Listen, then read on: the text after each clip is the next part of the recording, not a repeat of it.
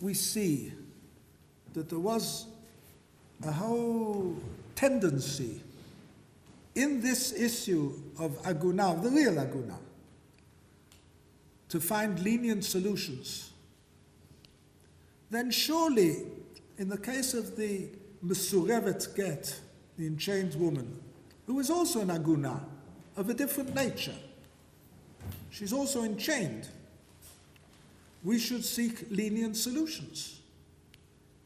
What does it mean, lenient solutions?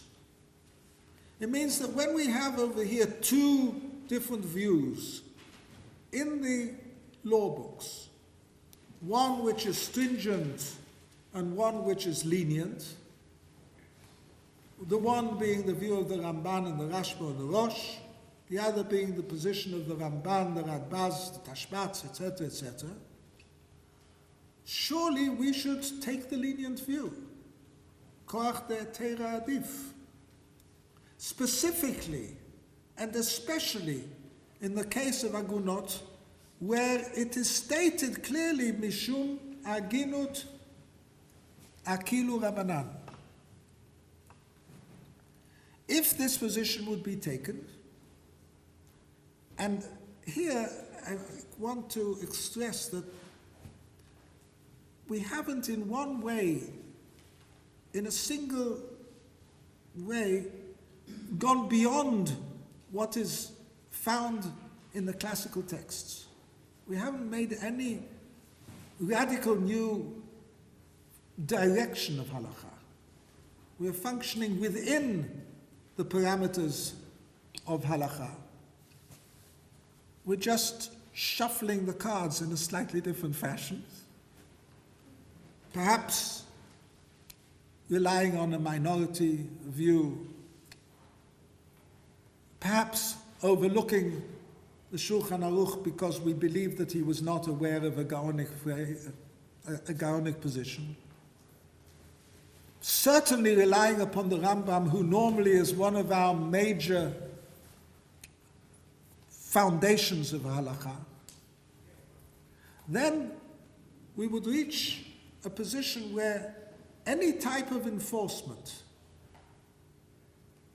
in the case of any case where the Beit Din came to the conclusion that the husband is obligated to give a get, in other words, all cases of chiyuv get could be enforced. Now, there exist in the Israeli law any number of means of enforcement. For instance, we don't beat people up anymore. But you can take away his professional license, you can freeze his bank account, you can stop him from going abroad by taking away his passport, you can jail him. If a person is willing to go to jail for any number of years and still not give a get, then I said that there are certain limitations and strictures beyond which it's very difficult for us to go. Although, halachically, we could beat him up. But I don't think that present Israeli law permits us to do so. But we could solve the problems of Agunah without inventing new methodologies, such as a prenuptial agreement, which I think is very good and which should be carried out in any case. We could solve almost all the problems just by using different means of coercion. And we wouldn't have strayed in any way from the classical halakha. It's true that we wouldn't be taking the mainstream views. It's true that we would be circumventing the rulings as they are in the Ramah, but we would still be relying on the Gaonim, on the Rambam, on major Achronim, the Radbaz, the Tashbats, and others. If we could persuade the Batei Din, the rabbis and the dayanim, in general, to take a much more lenient position in all areas of halacha, as indeed they should, since koach te'etera adif, since the lenient view